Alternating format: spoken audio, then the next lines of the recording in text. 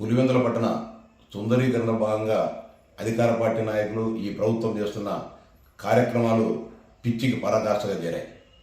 పులివెందుల చుట్టుపక్కల దాదాపు ఇప్పటికే 14-15 రాజశేఖర రెడ్డి గారి విగ్రహాలను కోట్లాది రూపాయలు వెచ్చించి వాటన్నిటిని కూడా సుందరీకరించి దాన్ని చేయడం జరిగింది.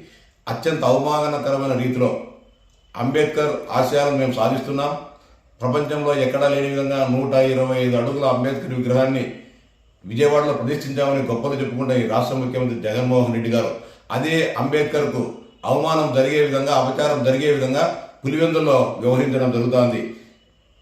పులివెందుల పాత బస్టాండ్ వద్ద రాజశేఖర రెడ్డి విగ్రహాన్ని ఇప్పటికే దాదాపు 708 కోట్ల రూపాయలతో 3 మార్లు తీసేసి 3 మార్లు పెట్టి ఆధునీకరించడం జరిగింది.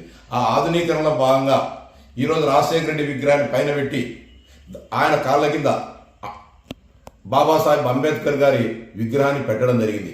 ఇది అధికార దురహంకారానికి పరాకాష్ఠగా మారింది. మొత్తం ఈరోజు ఉదయం నుంచి పులివెందుల్లో గందరగోళంగా ఉన్నప్పటికీ ఏమాత్రం కూడా అధికార పార్టీ నాయకులు కానీ అధికార యంత్రాంగం కానీ స్పందించలేదంటే ఈ రాష్ట్ర ముఖ్యమంత్రి గారికి అంబేద్కర్ పైన ఉన్న గౌరవం ఏ పాటితో అర్థమవుతుంది. ఇంతకుముందు నేను జిల్లా కలెక్టర్ గారి దృష్టి కూడా తీసుకోపోవడం జరిగింది. రేపు ఉదయం తెల్లారే సరికల్లో అంబేద్కర్ విగ్రహాన్ని తీయకపోతే ఖచ్చితంగా అదే ప్రాంతంలోనే కూర్చొని శాంతియుతంగా ధర్నా కార్యక్రమం, నిరసన కార్యక్రమం చేపడతామని చెప్పి హెచ్చరిస్తా ఉన్నా. నిజంగా జగన్మోహన్ రెడ్డి గారికి ఏమాత్రం చిత్తశుద్ధి ఉన్నా దీనికి కారకులైన వారిని పైన చర్యలు తీసుకోవాలి, సస్పెండ్ చేయాలని చెప్పి కూడా డిమాండ్ చేస్తా ఉన్నా.